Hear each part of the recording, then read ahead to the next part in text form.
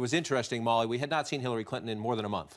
She came out the day after the State of the Union. Here she is in Canada. Again, I think I've said this before. I'm not sure how many electoral votes Winnipeg, Canada gets in our presidential elections, but that's where she was scheduled to be. And here she is essentially embracing the president's middle-class message. I'll add the but after.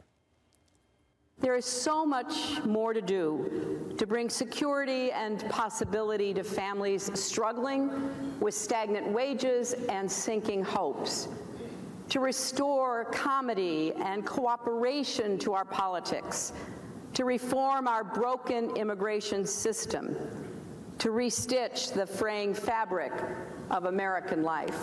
There's a lot to talk about here, but let's start with this. A lot of people had said during this month off, is she working on her rationale to be president? Is she working on making a case that I'm not the past, but I have experience that can lead us into the future? Well, and we still need to hear, I think, from Hillary Clinton a coherent case to that end. And she has been in this tough situation where, because she's not officially a candidate, it's been hard for her to make that pitch.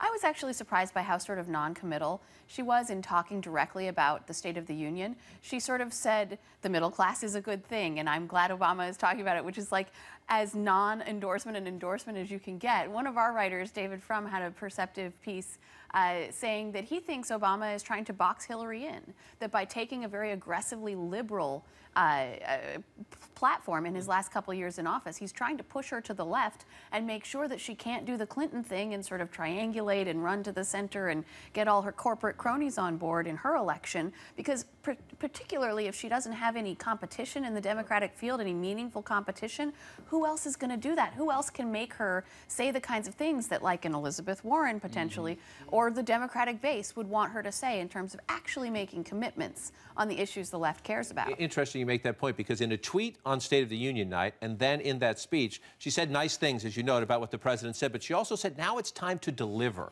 That was her message in 2008, that this young Senator Barack Obama talks a good game, but can he deliver? Was she poking him? Well, it was striking. It's unclear to me whether she was poking him directly, but I think she is leaving herself a very clear avenue to, if she runs and is being portrayed as a third Obama term, and that's seen as a bad thing, to get some distance from him. She's going to need some distance from him. She was his Secretary of State, after all. She's going to need a way of making a distinction between what she would do as president and what the kind of president she'd be, and Barack Obama. And I think, you know, in those very carefully worded ways, she's preserving that option for herself. And that's a smart move, I think, for her. And we saw very little of that attack line against her in Iowa on Saturday. I think it was only Carly Fiorina who really said, I've flown around the world as a corporate executive and done things. She was only flying around the world and didn't really get anything done. You know, that part of her career she's going to have to explain at some point.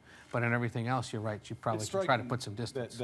The party out there in Iowa yesterday, the candidates were more focused on going after each other than on Hillary. Yeah. Which tells you that the party right now is really engaged in an intense conversation about its future and sort of what it stands for, right?